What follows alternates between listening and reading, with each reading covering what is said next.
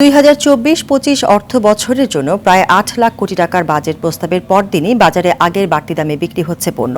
প্রতি বছর বাজেট ঘোষণার পরপর বেশ কিছু পণ্য ও সেবার দামের পরিবর্তন ঘটতে দেখা যায়। বাজেট প্রস্তাবনায় পরবর্তী অর্থ বছরের জন্য কিছু পণ্যের শুল্ক ও কর হারে পরিবর্তন আনা হয় বলে দামের ক্ষেত্রে এ ধরনের পরিবর্তন দেখা যায়। তবে এবারের চিত্র ভিন্ন। সবজি, পেঁয়াজ, রসুন, ডিমের দাম রয়েছে অপরিবর্তিত, আর বিপরীতে যেসব পণ্যে নতুন করে শুল্ক আগের চেয়ে বাড়ানোর প্রস্তাব করা হয়েছে সেগুলোর দাম বেড়ে গেছে। নগদে ৫০০ টাকা বা তার বেশি পেমেন্টে পেতে পারেন ঢাকায় জমিসহ ২০ কোটি টাকার পুরস্কার।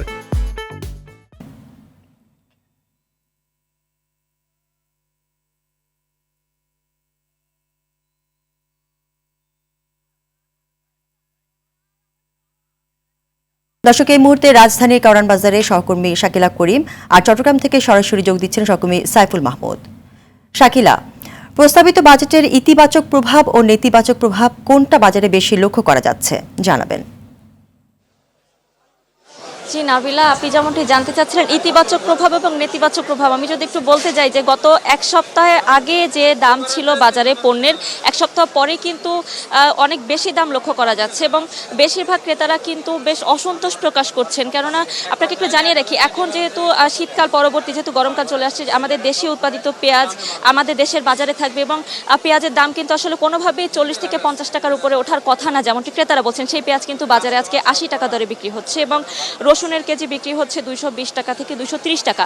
তো এভাবে পেঁয়াজ, রসুন, আদা এবং কাঁচা বাজারের কথা যদি আপনাকে একটু বলতে যাই, কাঁচা বাজার তো আসলে গতকালকে তুলনায় আজকে এত বেশি বেড়েছে। প্রত্যেকটা সবজির দাম কিন্তু ১০ থেকে ২০ টাকা করে বেড়েছে এবং আপনাকে যদি একটু বলি কাঁকরোলের বিষয়ে, কাঁকরোল কিন্তু ১২০ টাকা করে কেজি বিক্রি হচ্ছে এবং ঝিঙা ১০০ টাকা করে কেজি বিক্রি হচ্ছে।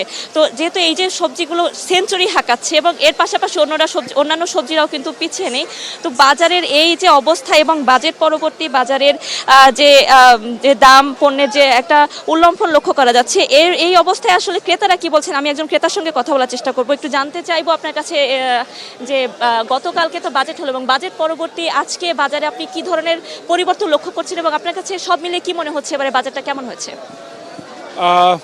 আমি যদি সবজির দাম বলি, গত সপ্তাহে আমি বাজার করেছি, তো গত সপ্তাহ থেকে আজকে যে প্রাইস আমি দেখতেছি মোটামুটি 1.5 টাইমস অন অ্যান অ্যাভারেজে সবগুলোতেই বাড়ছে। কেন বাড়ছে তারা খুব একটা গ্রহণযোগ্য কোনো কিছু বলতেছে না, সরবরাহ কম বলতেছে, বা তারা যেখান থেকে কিনতেছে সেখানে দাম বাড়ছে। তারা কেন বাড়াইছে কোনো ব্যাখ্যা নাই। তারা বলতেছে আমাদের দাম বাড়ছে, আমরা দাম বেশি দামে বিক্রি করতেছি। একটা জিনিস আমি বলতে চাই, আজকের বাজারের হিসেবে গতকালকে একটা ইম্প্যাক্ট হতে পারে যে এই যে পণ্য পরিবহনের ক্ষেত্রে যে কিছু জায়গায় ট্যাক্সের ইম্প্যাক্ট পড়েছে বেশি, ফুলিং স্টেশন, তারপরে লুবেলের দাম, এগুলো তো ট্রান্সপোর্টেশন কস্ট বাড়ার কারণে অবভিয়াসলি প্রোডাক্টের কস্ট বাড়বে, কারণ ট্রান্সপোর্টেশন কস্টের তো একটা ইম্প্যাক্ট থাকে, তো সেটার ইম্প্যাক্ট একটা না আছে। আর আমি অ্যাজ এ চাকরিজীবী প্রাইভেট অর্গানাইজেশনে কাজ করি, একটা জিনিস আমার খুবই আমি মর্মাহত হয়েছি অনেস্টলি স্পিকিং, যে আমার আর্নিংয়ের একটা স্ল্যাবের পরে যে সর্বোচ্চ আমি 30% হারে আমাকে ট্যাক্স দিতে হবে, যেখানে আমি দেখছি যে কালো টাকার উপরে সেটাকে সাদা করার জন্য আরও লোয়ার রেটে ট্যাক্স দিয়ে সেটা করতে বলছে। তো এইটা আমি মনে করি আমরা যারা চাকরি করি এবং ট্রান্সপারেন্ট ওয়েতে ইনকাম করে ট্যাক্স দিই অ্যাট সোর্সে, তাদের জন্য এটা খুবই অন্যায় হয়েছে। কারণ আরও একটা জিনিস আমি বলতে পারি, আমার যেটা মনে হয় যে যারা ট্যাক্স দিচ্ছে তাদের উপরে বেশি করার না করে ট্যাক্সের আওতাটা বাড়ানো দরকার। আমি পার্সোনালি স্পিকিং, আমার অনেক ফ্রেন্ড সার্কেলের মধ্যে আছে যারা আমার থেকে বেশি ইনকাম করে, কিন্তু আমি দেখছি এন্ড অফ দ্য ইয়ার তারা কিন্তু খুব কম ট্যাক্স পে করে।